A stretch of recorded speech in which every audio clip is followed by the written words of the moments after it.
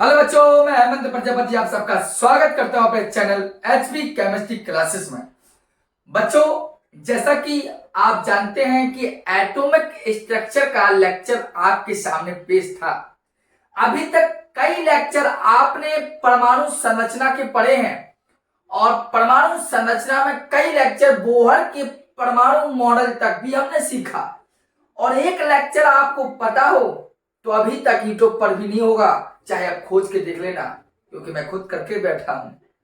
क्या वो है एटॉमिक नंबर के बारे में, डिस्कवरी ऑफ एटॉमिक नंबर, परमाणु क्रमांक की खोज से संबंधित रिलेटिव वीडियो मैंने आपको प्रोवाइड कराई थी सर।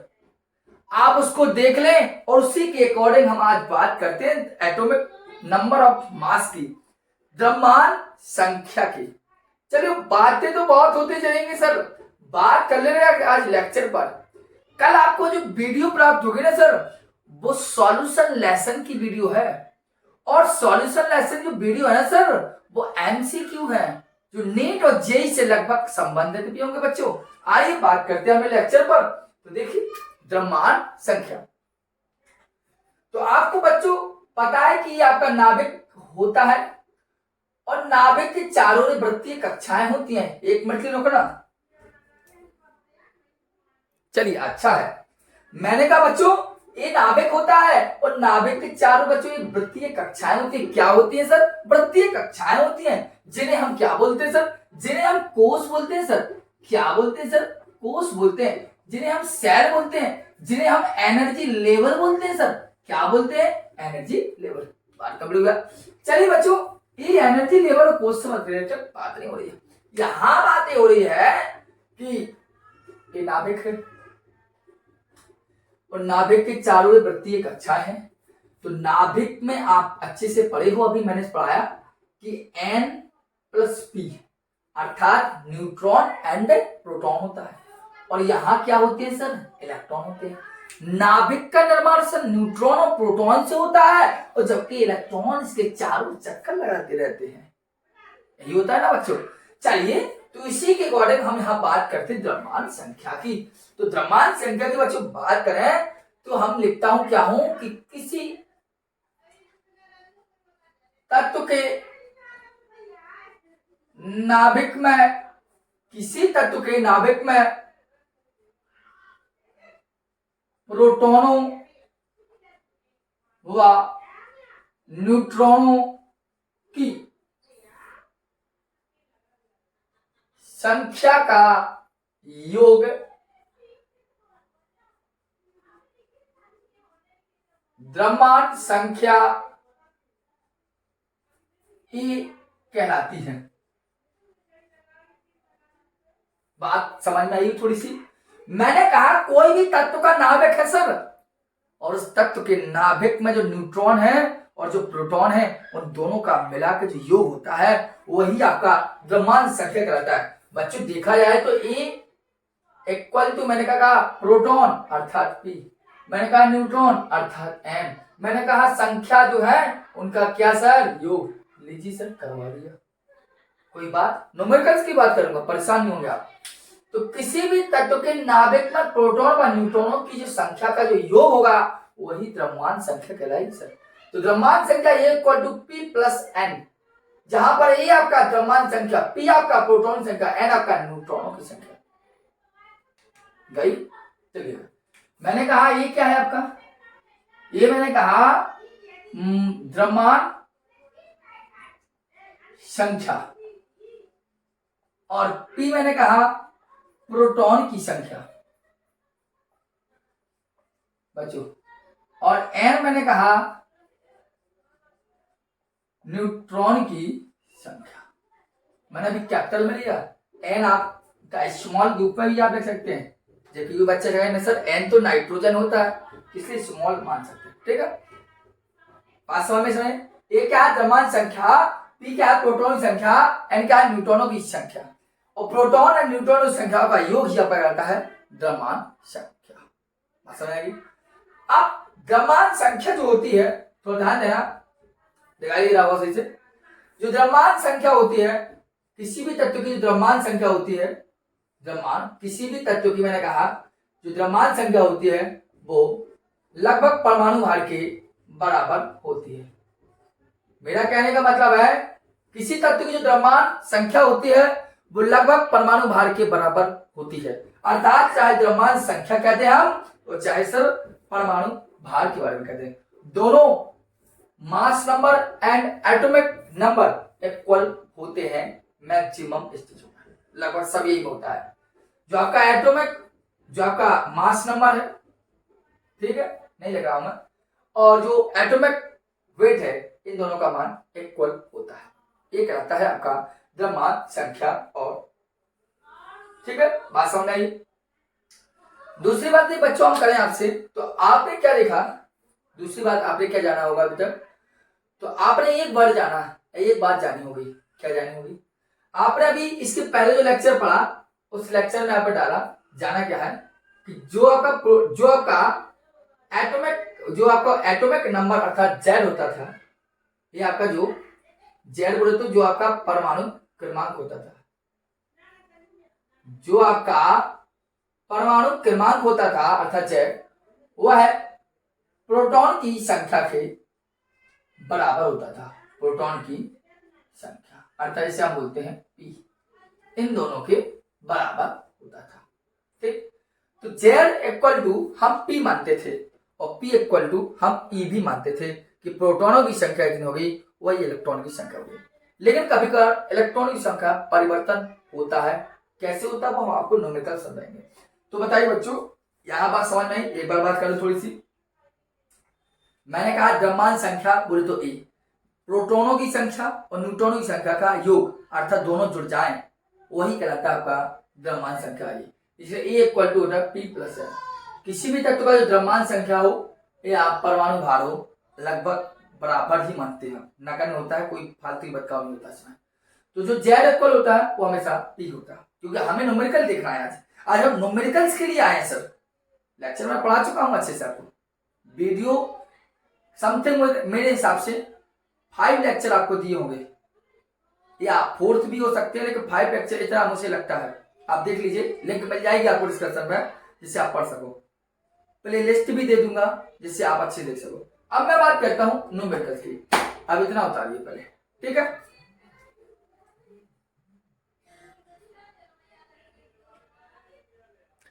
आइए बच्चों, आपने देख लिया होगा। अब हम किसी चीज पर बात करते हैं, लेकिन एक मिटाने से पहले एक बात जान लीजिए। मैं ये कहता हूं, ध्यान देना, मैंने ये कहा मिटाने से पहले एक बात और थोड़ी सी, ठीक है, फिर मैं कह रहा हूं कि किसी तत्व का परमाणु क्रमांक जेड तत्व के नीचे व परमाणु भार अर्थात ए तत्व के ऊपर लिखा जाता है। जैसे इंपॉर्टेंट बात है, जैसे सपोज दैट कोई एलिमेंट्स आपका है, any element equal to x, कोई भी तत्व आपका एक्स है, तो मैंने कहा परमाणु क्रमांक कहां लिखेंगे? उसके नीचे, नहीं हाँ नीचे, तो जेड। परमाणु भार कहां लिखेंगे? आपका तत्व के ऊपर। ऐसा हुआ। जैसे आपने कहा सोडियम का परमाणु भार, हमने कहा A23, और हमने कहा सोडियम का जेड दिया गया कितना होता परमाणु भार आप जानते हैं 11। तो इसको लिखेंगे कैसे? एक्स लिखेंगे कैसे? सोडियम, और लिख दिया हमने परमाणु भार 11, ऊपर 23, इस प्रकार लिखेंगे। तो कोई भी तत्व उसका परमाणु क्रमांक हमेशा नीचे, भार ऊपर। तो मैंने कहा सोडियम का परमाणु भार 23 और क्रमांक 11, तो सोडियम के नीचे 11 और 23 ऊपर। बताइए कोई दिक्कत? तो यह आपका था द्रव्यमान संख्या। हम 2-4 न्यूमेरिकल्स को देखेंगे, कुछ न्यूमेरिकल आप अच्छे से लगाएंगे, ठीक है। इसको आप लिख लीजिए। अलग करते हैं हम, वीडियो को पॉज करके लिखिए। देखो, पढ़ना हो तो आप अच्छे से पढ़ भी सकते हैं, और नहीं तो फिर अपनी अपनी इच्छाएं और मर्जी होती हैं। कोई सोचता है कि नहीं हमें व्हाइट बोर्ड पर नहीं पढ़ना है, डिजिटल बोर्ड पढ़ना है।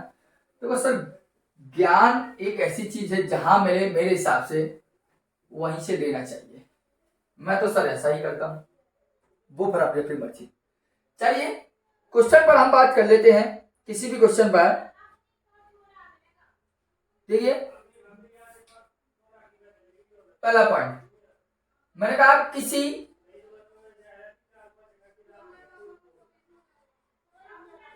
तत्व का, किसी भी तत्व का परमाणु क्रमांक 30 हुआ, ध्यान देना लिख रहा हूं मैं,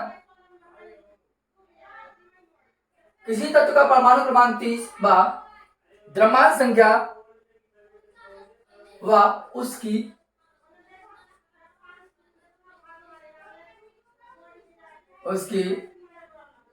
द्रव्यमान संख्या 66 है, तो तत्व के प्रोटॉन व न्यूट्रॉनों की संख्या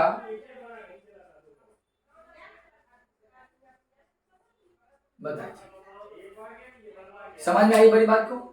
अब इसी क्वेश्चन को हम सॉल्व करेंगे। सर थोड़ा डिस्टर्ब हो रहा होगा बाहर की आवाजों से, थोड़ा आप देखिए, मैं पढ़ाना तो बंद थोड़ी कर दूंगा आपके लिए। चलिए मैंने कहा कोई तत्व एनी एलिमेंट, मतलब किसी तत्व का परमाणु क्रमांक 30, द्रव्यमान संख्या 66, तो प्रोटॉन व न्यूट्रॉनों की संख्या बताइए। देखिए क्या दिया है आपको सवाल, परमाणु क्रमांक 30। चलिए लिखिए, यहां लिखा मैंने परमाणु क्रमांक कितना है सर, 30 है। ध्यान देना, परमाणु क्रमांक कितना दिया, 30, और परमाणु क्रमांक को रिप्रेजेंट किससे करते हैं सर, जेड से। द्रव्यमान संख्या देखो क्या दिया है, देखिए आप थोड़ा समझने के बाद, द्रव्यमान संख्या 66, तो देखिए द्रव्यमान संख्या कितनी देगी, 66, और द्रव्यमान संख्या को लिखते किससे सर, ए से। ठीक, क्या पूछा, प्रोटॉन, तो सर प्रोटॉन की संख्या लगानी है, प्रोटॉन की संख्या, और प्रोटॉन को लिखते हैं पी से, और क्या क्या न्यूट्रॉन, तो सर न्यूट्रॉन की संख्या। सिंपल सा सवाल है, न्यूट्रॉन की संख्या, नंबर ऑफ न्यूट्रॉन उसने जानने को कहा हमें। दो चीजें आपको याद करनी है, तो चलिए हम याद करते हैं।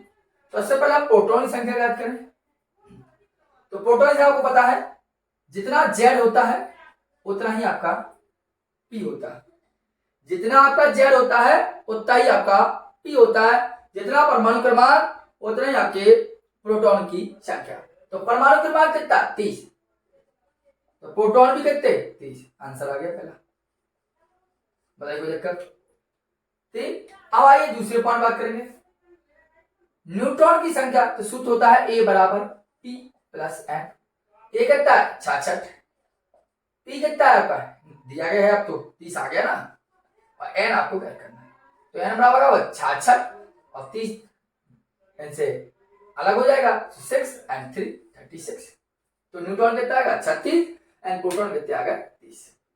तो ये आपने देखा क्या कि परमाणु क्रमांक जिसका 30 था, द्रव्यमान संख्या जिसकी 66 थी, उसमें प्रोटॉन है आपके 30 और न्यूट्रॉन है आपके 36। बताइए बच्चों को दिक्कत? तो ये सिंपल सा सवाल था। आगे बात करते हैं, अब दो सवाल मैं अपने हिसाब से दूंगा। देखिए ये किताब का क्वेश्चन था, एनसीईआरटी का पहला क्वेश्चन था, बिल्कुल सिंपल सा था, इसी सिंपल दिया। अब थोड़ा सा क्वेश्चन में बात करूं, जैसे सवाल है, जैसे अभी दिया सोडियम 23, एक मिनट 13, मूर्खता अपने दिखाई दे रहा हूं मैं, 11 23 पॉइंट दे दूसरा 20, कैल्शियम 40, और कहा गया कि उपरोक्त तत्वों में न्यूट्रॉन बताइए, न्यूट्रॉन बताइए। तो सर निकालना क्या है, सॉल्व करिए इसको, क्या निकालना है, न्यूट्रॉन। न्यूट्रॉन बोलते हैं स्मॉल एन निकाल लीजिए, कैपिटल एन लिख लीजिए, कोई दिक्कत नहीं। न्यूट्रॉन लिखा, नंबर ऑफ न्यूट्रॉन गेन करना है कब, 11 सोडियम 23 में। दिया क्या क्या है पहले पता लगाइए, दिया है आपका 11, दिया आपका 23। एक करके सवाल लगाएंगे, पहले सवाल लगाएंगे हम ठीक है, पता लगा न्यूट्रॉन संख्या दोनों में निकालना है। चलिए, तो आपने तो जाना किसी तत्व के, अभी मैं स्टार पॉइंट लिखवाया था यहाँ पर कि किसी तत्व के नीचे उसका परमाणु क्रमांक होता है और किसी तत्व के ऊपर उसका परमाणु भार होता है। सर भार हमेशा मुड़ी पे ही होता है सर, ठीक है। तो सोडियम के नीचे 11, इसका मतलब जेड इक्वल है 11, और जब जेड इक्वल 11 तो आप जानते हैं प्रोटॉन की संख्या भी 11। कैसे? चूंकि जेड इक्वल टू पी, आप जानते हो, आप जानते हो जेड इक्वल टू पी। दिखाई दे रहा है, देखना ऊपर, हाँ दिखाई दे रहा होगा उस पर। मैंने कहा जब जो परमाणु तत्व के नीचे परमाणु क्रमांक है तो Na11, इसका मतलब Z11। जब Z11 तो P11। क्यों? क्योंकि Z इक्वल टू पी। क्या होता है? Z इक्वल टू पी, अर्थात दोनों बराबर होते हैं। अरे सर प्रोटॉन आ गए, न्यूट्रॉन निकालना है, ऊपर क्या दिया? A इक्वल टू 23, जो ऊपर होता है भार होता है। सर सूत्र लगा दीजिए, ये बराबर P प्लस है। सर सूत्र लगा दीजिए, आ जाएगा आंसर, लगा दे। देखिए A equal to 23 equal to P कितना है 11 एंड N कितना है आपका? N निकालना ही तो है सर, क्या करना है सर, निकाल लीजिए। N इक्वल टू क्या हो गया? 2 एंड 1 12। तो एक सी बात है, आप इसमें आप ट्राई कर लेना, इसमें आप ट्राई कर लेना। अरे नहीं करना है तो एक छोटी सी ट्रिक समझ लीजिए। क्या समझ लीजिए? न्यूट्रॉन ज्ञात करना हो तो ऊपर वाली संख्या को नीचे वाली संख्या से घटा दीजिए। क्या करना है? सिंपल सवाल। अगर कभी भी ऐसी चीजों में न्यूट्रॉन पूछे जाएं तो ऊपर वाली संख्या से नीचे वाली संख्या अर्थात मीन देखो n बराबर 23 माइनस 11 हो गया 12। देखिए n बराबर 40 माइनस 20 अगर 20, ऐसा कर लीजिए। सीधा सीधा आप घटा सकते हैं। जब भी ऐसे क्वेश्चन दिया जाए डायरेक्ट तत्वों के साथ तो आपका, ये तो हमने थोड़ा विस्तार से समझाने के लिए था, आप डायरेक्ट घटाइए, कोई दिक्कत नहीं, ठीक है। चलिए एक क्वेश्चन पर और हम बात करेंगे, फिर आप अपने बुक से लगाना और नहीं बने तो आप बताना। कुछ क्वेश्चन हो सके तो हम लिख देंगे, आप कमेंट बॉक्स से कमेंट आंसर दे देना, ठीक है बच्चों। अलग करें, इसकी शॉट ले लीजिए, बोलो बाकी वाली लाल की जय। आइए बच्चों,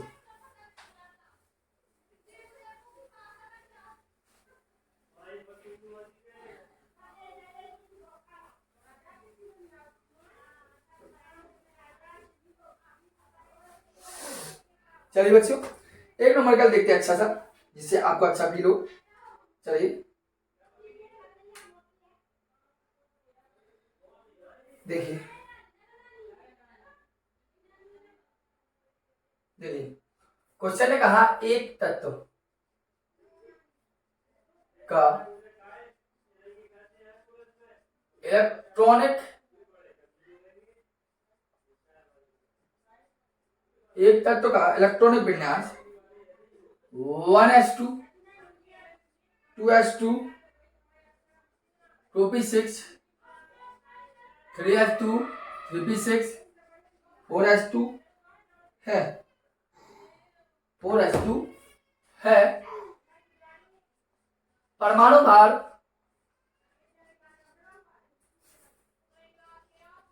40 है, तब न्यूट्रॉनों की संख्या बताइए। बताइए बच्चों, ये आपका सवाल है, ध्यान देना, सॉल्व करें, गर्मी बहुत लग रही है, ठीक है। आप देखिए इनको हल करने का प्रयास कीजिए। दिया क्या गया सर, पहले तो पता लगाइए 40 क्या दिया गया, वहां लिखा है स्पष्ट रूप से, क्या लिखा है यहाँ पर? परमाणु भार। लगाइए, हल कीजिए इसको। परमाणु भार दिया है सर, परमाणु भार मैंने आपको बताया था इक्वल टू होता है द्रव्यमान संख्या के, और जो द्रव्यमान संख्या होती है उसको लिखते हैं, अर्थात ये कितना दिया है आपका 40। कोई दिक्कत? क्या पूछा? न्यूट्रॉन की संख्या। तो सर न्यूट्रॉन की संख्या ज्ञात करनी है, न्यूट्रॉन की संख्या ज्ञात करनी है सर। क्या ज्ञात करनी? न्यूट्रॉन संख्या क्वेश्चन मार्क, अर्थात n ज्ञात करना है। तो आप इतना जानते, सूत्र लगाएंगे a बराबर p प्लस n, सूत्र लगाएंगे a बराबर p प्लस n, केवल एक ही सूत्र है। लेकिन ये तो आपका दिया है, n निकाला, p नहीं समझ में। सर ये तो दिया है आपका, यही तो p है, इसके सभी ऊपर ही संख्या अर्थात देख लीजिए प्रोटॉन की संख्या बराबर अर्थात P बराबर, सब जोड़ लीजिए, 2, फिर लिखा 2, फिर लिखा 6, फिर लिखा 2, फिर लिखा 6, फिर लिखा 2, इन सबको जोड़ दिया और सबको जोड़ देंगे, आपको पता है 20 आएगा समथिंग, बस आ गया P। कभी भी इलेक्ट्रॉनिक विन्यास में वो जो संख्या होती है वह की तत्व का परमाणु क्रमांक ही तो होता है, जिससे आपका हम इलेक्ट्रॉनिक विन्यास करते हैं की तत्व का परमाणु, और आपके क्या प्रोटॉन निकलाएंगे वो परमाणु का, तो वहाँ 20 आ गया, तो अलग दीजिए यहाँ पर देखो कि यहाँ पर 40, P कितना है आपका 20, N कितना है आप भाई N है 20, ले राधे राधे, इतनी सी बात है, आप हल कर सकते हैं, ठीक है। तो ये आपका 1 नंबर का और हुआ, आशा करते समझ में आया भी होगा, ठीक है। तो 1 नंबर का कहो तो हम आपके लिए ऐसे ही देते हैं, ठीक है। चलिए 1 नंबर का आपके लिए दे दूं मैं ऐसे ही, जैसे आप इसको हल करेंगे, ठीक है। काले तू ऊपर गिरा अलग कर दो इसको। चलिए आगे हम बात करते हैं, जैसे आप भी 1 नंबर का लगा के देखिए और फिर आप बताना, ठीक है। देखिए मैं दिया कि एक तत्व समय के अभाव में काफी नंबर का करवाता हल है, बट परेशान ना हुए आप। एक तत्व का इलेक्ट्रॉनिक विन्यास, कभी जब लेक्चर अच्छा लेके आऊंगा तो काफी होगा। इस तत्व का विन्यास 2, 8, 18, 1, 2, 8, 18, 1 है, यदि परमाणु भार यदि